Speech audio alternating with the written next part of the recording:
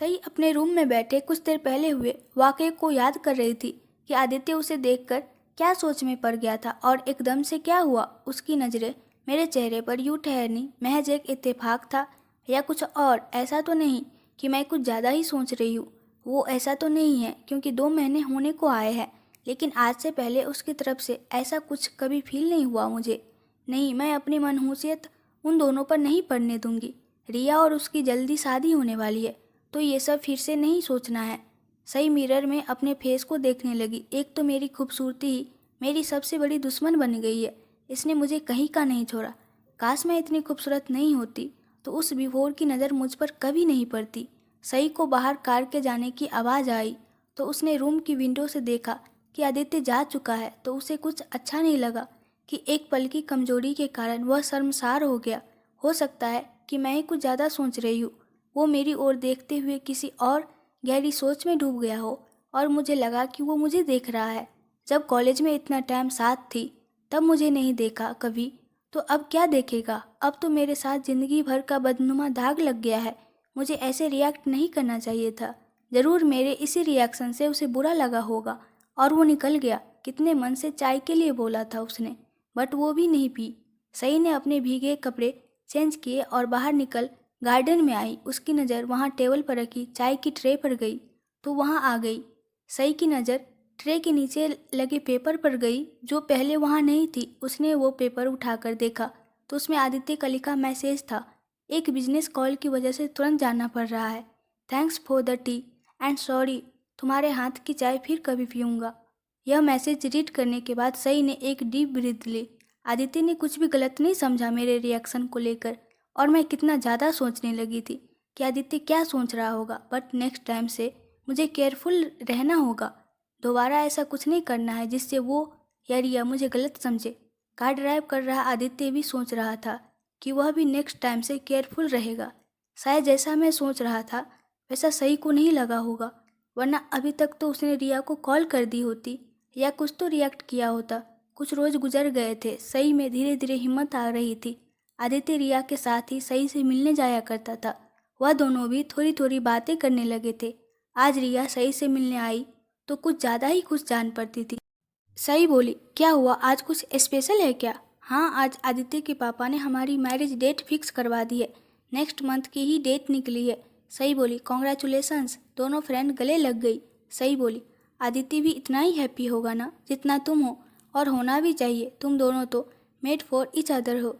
उससे मैं अभी मिली नहीं हूँ, बट वो भी डेफिनेटली हैप्पी ही होगा। ओह गॉड, मैं तो समझ ही नहीं पा रही कि इतने कम टाइम में सब कुछ कैसे अरेंज होगा। सही बोली, सब हो जाएगा, और अगर तुम चाहो तो मैं भी तुम्हारी हेल्प कर दूंगी। इसमें चाहने वाला सवाल किधर से आ गया? तुम्हें मेरी हेल्प करनी ही होगी। सही बोली, मुझे भी तुमसे कुछ बात करनी थी। रिया बोली, हाँ बोलो।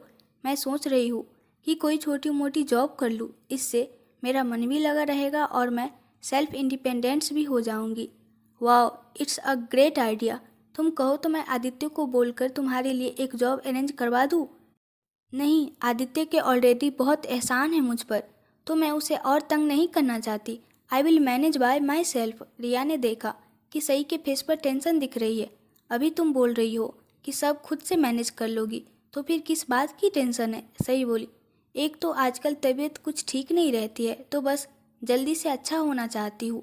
दूसरी दिक्कत है कि मेरे सारे एकेडमिक डॉक्यूमेंट्स तो घर के साथ ही जल गए, तो अभी कौन मुझे जॉब देगा? यही सोच रही हूँ। मैंने दोबारा से अपने सारे डॉक्यूमेंट्स बनवाने के लिए अप्लाई तो कर दिया है, बट उन्हें बनने में टाइम तो लगेगा। रिया बोली, हाँ तो ठीक है ना, जब तक तुम्हारे डॉक्यूमेंट दोबारा बनकर नहीं आ जाते तुम आदित्य की कंपनी ज्वाइन कर लो। डॉक्यूमेंट्स आने तक तुम डिसाइड कर लेना कि तुम्हें यहीं जॉब करनी है या कहीं और। तुम्हारे ऊपर कोई बाउंडेशन नहीं है, बट इस तरह से तुम हमेशा मेरे पास रहोगी, इसलिए बोल रही हूँ। रिया ने उसको कन्विंस कर लिया और आदित्य को कॉल की। आदित्य सही जॉब करना चाहती है, बट इसके सारे डॉक्यूमेंट्स तो घर के साथ जल गए। जब तक इसके डॉक्यूमेंट्स बन नहीं जाते क्या तुम इसे अपनी कंपनी में जॉब अरेंज नहीं करवा सकते? आदित्य बोला, ओके, मैं एक बार चेक कर लेता हूँ, फिर बताता हूँ कि क्या कर सकते हैं। थोड़े टाइम बाद आदित्य ने रिया को कॉल किया। मेरे पीए मिश्रा जी के पास बहुत काम रहता है, तो सही उनको असिस्ट कर लेगी क्या? ये दोनों ही मेरे पीए हो जाएंगे। मिश्रा जी सीनियर और सई जूनियर, रिया ने सई को आदित्य का ऑफर बताया तो उसने खुशी खुशी एग्री कर लिया। आदित्य बोला, फिर मैं कल शाम आ ही रहा हूँ। परसों सई ऑफिस आ जाएगी और मिश्रा जी सब समझा देंगे। रिया बोली, हाँ, और हमारी शादी की शॉपिंग भी करनी है हमें। तुम आओ फिर मिलकर खरीदने निकलते हैं। आदित्य थोड़ा सीरियस टाइप हो गया। हाँ, आ तो रहा हूँ।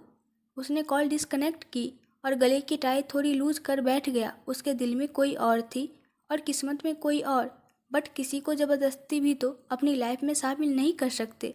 रिया ने मोबाइल रखा और सई की तरफ देखा। ये लो, तुम्हारा ये भी काम हो गया। सई बोली, थैंक यू, तुम मेरी लाइफ में हो तो कई चीज़ें आसान हो गई है। बातों से काम नहीं चलेगा। कल रात मेरे साथ शॉपिंग पर जाना होगा तो कुछ बात बने। सई रेडी हो गई। आदित्य ने मिश्रा जी को बुलाया और बताया कि परसों से सई उनको असिस्ट करेगी। यह बातें बड़े ठाकुर तक पहुंच गई तो वो इस बात से हैप्पी नहीं थे कि पहले तो घर दिया, अभी ऑफिस में भी घुसने की कोशिश कर रही है। नेक्स्ट डे शाम को आदित्य घर लौटा तो बड़े ठाकुर के साथ बैठकर उन्हें अपने बिजनेस ट्रिप के दौरान की सारी अपडेट्स देने लगा। बड़े ठाकुर बोले, अच्छा काम किया है तुमने। थैंक यू पापा, लेकिन मैं क्या सुन रहा हूँ, तुम सई को काम पर रखने वाले हो। हाँ, रिया ने कल कॉल की थी, बता रही थी कि सई जॉब करना चाहती है बट उसके सारे डॉक्यूमेंट्स तो आग में जल गए, तो ऐसे में उसे कोई जॉब मिलेगी ही नहीं। उसने डॉक्यूमेंट्स की कॉपी निकलवाने के लिए अप्लाई कर दिया है, तो तब तक सई यहाँ काम कर लेगी। इससे उसका एक्सपीरियंस भी हो जाएगा और थोड़ा कॉन्फिडेंस भी गेन कर लेगी।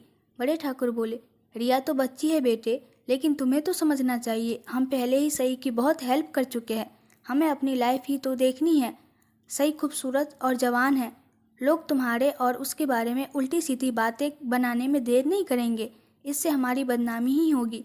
लोग ये भी कह सकते हैं कि तुम उसकी मदद करने की आड़ में उसका इस्तेमाल करना चाहते हो, या वो तुम्हारा इस्तेमाल कर रही है। फिर तुम्हारी और रिया की शादी की डेट फिक्स हो गई है और घर पर बहुत सारे काम भी है। वो खुद अपने लिए जॉब ढूंढ लेगी, वरना तुम कहीं और अरेंज करवा, एटलीस्ट सेम ऑफिस में तो नहीं दिखेगी। पापा प्लीज़ बंद कीजिए ये सब। आई डोंट केयर कि कोई मेरे बारे में क्या बोलता है, मैं वही करूँगा जो मुझे सही लगेगा। ठीक है, करो अपनी मर्जी, लेकिन याद रहे कि अगर मेरे परिवार पर तुम्हारी या उस लड़की की वजह से कोई दाग लगा तो मैं फिर किसी की नहीं सुनूंगा। शादी का बाकी काम तो इवेंट मैनेजमेंट वाले देख ही लेंगे, लेकिन तुम्हें भी तो अपनी शॉपिंग वगैरह करनी होगी ना, तो बुटीक में जाकर देख लो या जैसे अरेंज करना है करो, क्योंकि अभी ज़्यादा टाइम नहीं बचा है। आदित्य थोड़ा नाराज़ हो गया। शादी की इतनी जल्दी क्या थी पापा, वह तो थोड़े टाइम बाद भी हो सकती थी। जल्दी है क्योंकि अब मैं बूढ़ा हो रहा हूँ और मुझे भी अपने पोते पोती के साथ खेलना है। कोई एक्सक्यूज नहीं चाहिए मुझे। हाँ पिताजी। आदित्य रात को अपने रूम में सो रहा था कि उसके फेस पर पानी की कुछ बूंदें आ गिरी। आदित्य ने आंखें खोली तो मिरर के सामने सई अपने गीले बालों को पोंछती हुई दिखी। उसने उसे बड़ी ही खूबसूरत साड़ी पहने देखा तो बस देखता ही रह गया। उसे समझ नहीं आया कि ये यहाँ क्या कर रही है। सई ने उसको जागता हुआ देखा तो उसके पास आकर खड़ी हो गई और उसका हाथ पकड़ उसे उठाकर बैठा लिया। आदित्य तो अभी भी हैरत भरी नज़रों के साथ उसको देख रहा था। सई की माथे में सिंदूर और गले में मंगलसूत्र था जो उसकी खूबसूरती में चार चांद लगा रहे थे। सई आदित्य के पास आ बैठी। उसके फेस पर आ गिरी कुछ गीली जुल्फों की लटों को आदित्य ने अपनी उंगलियों से पीछे हटाना शुरू किया तो सई ने अपनी आंखें बंद कर ली। उसके नाजुक होठों को देख आदित्य के दिल में अरमानों के बादल उमड़ पड़े जो उसे बेकाबू करने लगे। आदित्य ने उसके फेस को अपने नज़दीक किया और उसके होठों को अपने होठों से छूना चाहा कि सई ने उसे धक्का देकर दूर कर दिया। उसके इस कदम पर आदित्य दंग रह गया। सई उसको 2 सेकंड के लिए देखती रही, फिर उसकी शर्ट की कॉलर पकड़ उसे अपने बेहद नज़दीक खींच लिया। आदित्य अभी इसके इस एक्शन पर शॉक्ड ही था कि सई ने अपने चाहत से दहकते अधरों को आदित्य के अधरों पर रख दिया। सई के होठों के एहसास से आदित्य के शरीर में हजारों चींटियाँ जैसे रेंगने लगी थी। वह सई को छूने को हुआ कि उसकी आंखें खुल गई। आदित्य उठकर बैठ गया और हर तरफ देखने लगा, लेकिन सई कहीं नहीं थी। आदित्य को तुरंत पता चल गया कि वह सिर्फ एक सपना देख रहा था और कुछ नहीं, लेकिन उस सपने की वजह से उसकी सांसें बहुत तेज चल रही थी। आदित्य ने पानी पिया और टाइम देखा। अभी सुबह के 6 बज रहे थे। उसने खुद को झिड़का और अपनी ही बेवकूफ़ी पर हंसता हुआ अपने मॉर्निंग रूटीन के लिए चला गया। नेक्स्ट डे सई सुबह नहाकर तैयार हो बाहर निकली थी और टॉवेल से अपने गीले बालों को बांधकर डाइनिंग एरिया में आ खड़ी हुई। उसकी इजाज़त के बिना कोई भी नौकर घर के अंदर नहीं आता था और बेरोक टोक आने वाली कुक एक लेडी थी। आदित्य जो घर से ऑफिस के लिए चला था, फार्म हाउस के लिए मुड़ गया। थोड़े टाइम बाद आदित्य वहां आया और सीधा अंदर चला गया। सई को पता नहीं था कि आदित्य वहां आने वाला है। वह अपने कानों में रिया के गिफ्ट लिए एयरपॉड लगा म्यूजिक सुनते हुए टॉवेल से अपने बालों को पोंछ रही थी। आदित्य ने उसको ऐसा करते देखा तो उसको अपने सुबह वाले सपने की याद आ गई। वह कुछ वक्त उसे देखता रहा, फिर खुद को संभाला, सई को पुकारा, लेकिन सई उस वक्त गाने सुन रही थी, इसलिए आदित्य की आवाज़ सुन न सकी। आदित्य उसकी तरफ आया और पीछे से कंधे पर हल्के से टैप किया। सई ने जब अपने कंधे पर टैप फील किया तो जल्दी से पीछे मुड़कर देखा। सामने आदित्य को देख वो चौंक गई कि ये यहाँ क्या कर रहा है। उसने तभी के तभी अपने कानों से एयरपॉड निकाल लिया। आदित्य, तुम इस वक्त यहाँ क्यों नहीं आ सकता? ऑफिस जा रहा था तो पूछने आया कि आज ही से ऑफिस ज्वाइन करना चाहती हो तो मेरे साथ चलो। सई बोली, नहीं, वह बात नहीं है। मैं इसलिए कह रही हूँ कि तुमने क्यों तकलीफ़ की। मुझे कॉल कर देते तो मैं खुद ही ऑफिस पहुँच जाती। आदित्य बोला, तुम्हारा नंबर नहीं है मेरे पास तो रिया से ले लेते। आदित्य बोला, नहीं, अगर तुम्हें सही लगता तो तुम मुझे खुद ही अपना नंबर दे देती, फिर मैं क्यों किसी से नंबर मांगूं। सई ने उसके हाथ में रखा उसका मोबाइल ले लिया। इस दौरान उसकी उंगलियों पर सई की उंगलियां टच हो गई तो आदित्य का दिल तेज दौड़ने लगा। पता नहीं क्या जादू का एहसास था ये, जो उसे सिर्फ सई के साथ ही महसूस होता था। सई ने उसके मोबाइल में अपना नंबर सेव कर दिया। अभी तुम्हारे पास मेरा नंबर है और इस बात से मुझे कोई प्रॉब्लम नहीं है। मैं रेडी होकर आती हूँ। आदित्य बोला, अगर तुम चाहो तो कल से ज्वाइन कर सकती हो। नहीं, जितनी जल्दी इन सब चीज़ों से बाहर निकलूंगी मेरे लिए भी उतना ही अच्छा होगा। आदित्य बोला, मैं बाहर इंतज़ार कर रहा हूँ, तुम आ जाओ। नहीं, यहीं बैठो, मैं अपने रूम में जाकर तैयार हो रही हूँ, बस कुछ ही देर में आ जाती हूँ। सई तुरंत किचन में गई और गैस पर चाय बनाने को पानी रख तैयार होने चली गई। उसको याद था कि एक दफ़ा आदित्य ने उसके हाथ की बनी चाय मांगी थी, पर वह उसे पीकर नहीं जा सका था। रिया के साथ आता था तो कुक चाय बनाती थी, क्योंकि रिया उसको नहीं बनाने देती थी कि तुम साथ ही बैठो। आदित्य कॉच पर बैठ गया और सई के आने का इंतज़ार करने लगा। कुछ टाइम बाद सई रेडी होकर आई तो साथ में चाय भी लाई। आदित्य यह देख चौंक गया। सई, ये चाय की क्या ज़रूरत थी? सई ने चाय का ट्रे उसके सामने रख दिया। ज़रूरत ही तो थी, एक दिन तुमने मेरे हाथ की चाय पीने को बोला था, लेकिन तब नहीं पी पाए थे, इसलिए मैंने आज बना दी। रिया के साथ आते हो तो वो तो मुझे कुछ करने नहीं देती, सब कुक से ही करवाती है। आदित्य ने चाय पी तो उसे वह काफ़ी पसंद आई। सई बड़े ध्यान से उसके फेशियल एक्सप्रेशंस को देख रही थी। जब उसने देखा कि आदित्य आराम से चाय पी रहा है तो हिम्मत कर पूछा, तुम्हें चाय अच्छी तो लगी ना? बहुत अच्छी है, बिल्कुल मेरी पसंद के जैसे, मुझे स्ट्रॉन्ग चाय ही पसंद है। सई ने शुक्र मनाया कि आदित्य को उसके हाथ की चाय पसंद आई। थोड़े टाइम बाद आदित्य ने खाली कप सामने एक तरफ रख दिया। तुमने ब्रेकफास्ट किया है ना? सई बोली, नहीं, अभी तो नहीं किया। तो कर लो, मैं ऑफिस में ही कर लूँगी। तुम्हें और लेट नहीं कर सकती, क्योंकि मुझे यहाँ से लेने आने की वजह से तुम ऑलरेडी लेट हो चुके हो। राइट, थोड़ा लेट तो मैं हो चुका हूँ, सच में वेट नहीं कर सकता। दोनों कार में बैठकर फार्म हाउस से बाहर निकल गए। थोड़े टाइम बाद जब वह ऑफिस पहुँचे तो सारे स्टाफ की नज़र सई पर थी। उनके दिमाग में सई को लेकर जो यादें धुंधली पड़ गई थी, उसे देखते ही कांच की तरह साफ हो गई। उन्हें याद आ गया कि यह वही लड़की है जिसने बेंगलुरु के नेता के भतीजे पर रेप का इल्ज़ाम लगाया था, लेकिन यह केस हार गई थी। उन लोगों की नज़रों से सई को बहुत ऑकवर्ड फील हो रहा था और यह बात आदित्य महसूस कर चुका था। उसने अपने स्टाफ को डांट लगा दी, ये जमावड़ा क्यों लगा रखा है सबने, जाकर अपना काम कीजिए। आदित्य की डांट पड़ते ही सभी अपनी जगह पर बैठकर काम करने लगे। आदित्य सई को लेकर अपने कैबिन के पास आया कि मिश्रा जी वहाँ आ पहुँचे। गुड मॉर्निंग छोटे ठाकुर। आदित्य बोला, कितनी बार कहा है आपको कि मैं यहाँ आपका बॉस हूँ, छोटे ठाकुर नहीं। सॉरी, वो आदत से मजबूर हूँ, इसलिए गलती हो जाती है। मिश्रा जी ने सई को देखा, तो तुम मेरे अंडर काम करोगी, मेरे सामने कोई भी लापरवाही नहीं चलेगी। सई बोली, जी मिश्रा जी। क्या सुना नहीं तुमने कि अभी आदित्य सर ने मुझको क्या बोला? हम यहाँ प्रोफेशनल्स है, तो आज से तुम मुझे सर बोलोगी। उनकी बात पर आदित्य और सई के फेस पर स्माइल आ गई। आदित्य बोला, मिश्रा जी आइए, कुछ काम की बात कर ली जाए। तीनों कैबिन के अंदर आए और बैठ गए। आदित्य ने कुछ फाइल्स उठाकर मिश्रा जी के सामने रख दी। ये सब रीचेक करके मुझे शाम तक दे दीजिएगा।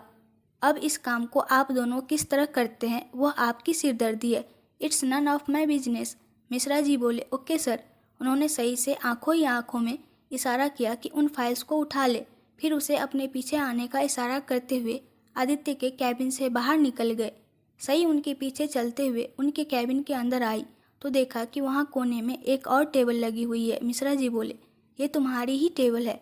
छोटे ठाकुर ने मैसेज कर दिया था कि तुम आ रही हो तो तुम्हारा सिटिंग अरेंजमेंट करवा दूँ। अभी तुम मेरी असिस्टेंट हो तो मेरे साथ तुम्हारा काम पड़ता रहेगा, इसलिए यही मेरे कैबिन में ही मैंने अरेंजमेंट करवा दिया। तुम्हें अगर अलग स्पेस चाहिए तो वो भी अरेंज करवा सकता हूँ। नहीं सर, मैं यहीं ओके हूँ। मिश्रा जी ने उससे फाइल्स लेकर अपनी टेबल पर रख ली और उन पर काम करना शुरू कर दिया। सही उनके पास आकर बोली, सर मुझे भी तो फाइल्स दीजिए। कोई ज़रूरत नहीं है, मैं खुद कर लूँगा। सही बोली, लेकिन यही मेरा काम है। आदित्य ने बताया कि आपके पास बहुत काम है और आपके काम को कम करना ही मेरा काम है। बेटा तुम बाहर जाओ और बाकी स्टाफ से मिलो। अब तो तुम्हें उनके साथ ही काम करना है। आज तो मुझे करने दो, कल से तुमसे बहुत सारा काम करवा लिया करूँगा। सही ने उसकी बात नहीं सुनी और टेबल से आधी से ज़्यादा फाइल्स उठा ली। अब तक आप अकेले ही थे, कल से हम दोनों मिलकर काम करेंगे तो जल्दी हो जाएगा। काम तो कर रही हो लेकिन देखना कोई मिस्टेक नहीं होनी चाहिए। अगर तुम्हारी वजह से डांट पड़ी तो फिर मैं भी तुमको डांटूंगा। Okay sir. मिश्रा जी ने सही को उसका काम समझाया और फिर दोनों एक साथ काम में जुट गए। थोड़े टाइम बाद सही के लिए कैफेटेरिया से ब्रेकफास्ट आया जो कि आदित्य ने उसके लिए भिजवाया था। ब्रेकफास्ट करने के बाद सही एक बार फिर काम में लग गई। थोड़े टाइम बाद मिश्रा जी आदित्य के बुलाने पर उसके कैबिन में आए। सही कैसा काम कर रही है? मिश्रा जी ने उसकी तारीफ की। लड़की होशियार और मेहनती दोनों हैं, जल्दी काम समझ जाती है। आदित्य बोला, देखिएगा कि उस पर काम का ज़्यादा बोझ ना हो। जी हाँ, मैं पूरा ध्यान रखूँगा। फिर आदित्य बोला, और ऑफिस के स्टाफ को भी जाकर समझा दीजिए कि कोई भी उसके जख्मों को नहीं कूड़े देगा और ना ही उसके साथ बदतमीजी से पेश आएगा। किसी को उसके साथ सिंपैथी दिखाने की भी ज़रूरत नहीं है। जैसे बाकी सभी है वैसे ही वो है। अगर किसी ने उसको तंग किया तो वह अपनी जॉब खत्म समझे। मिश्रा जी अपने स्टाफ के पास आए और सभी को लेकर कैफेटेरिया में चले गए। वहाँ उन्होंने सभी को सही के बारे में बताया। अपने कैबिन में बैठे काम कर रही सही को पता ही नहीं चला कि बाहर क्या हो रहा है। मिश्रा जी ने सभी को समझाया कि सही भले ही केस हार गई हो लेकिन उसके साथ जो हुआ वह सब सच था। वो लड़की अपनी सारी तकलीफ को भूलकर फिर से ज़िंदगी जीने के लिए आगे बढ़ रही है। तो ये लोग एक टिपिकल समाज की तरह उसे ताने ना दे। वो उसका साथ नहीं दे सकते तो अपनी ज़ुबान बंद रखे और नॉर्मल तरीके से ही पेश आए। सभी को समझा बुझाकर मिश्रा जी अपने कैबिन में आ गए और सही के काम को चेक करने लगे।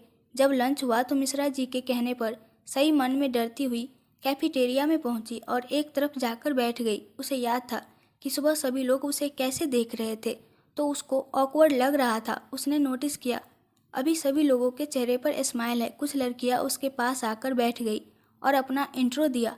चंद मिनटों में ही सभी सही से घुल मिल गए। सही के दिल में वह जो डर था कि पता नहीं लोग कैसे पेश आएंगे वह कम होने लगा। उसने भगवान को थैंक यू बोला पर उसे नहीं पता था कि उसके लिए एक फ्रेंडली एनवायरनमेंट तैयार करने वाला आदित्य था। आदित्य अपने कैबिन में बैठे लैपटॉप पर कैफेटेरिया की सीसीटीवी फुटेज देख रहा था। वह खुश था कि सही का ऑकवर्डनेस खत्म हो गया है। अगर आप लोगों को इस कहानी के आगे का पार्ट देखना है तो कमेंट में बताइए और प्लीज़ आप लोग मेरे चैनल को सब्सक्राइब कर दीजिए, इस वीडियो को लाइक कर दीजिए एंड शेयर कर दीजिए। Thank you.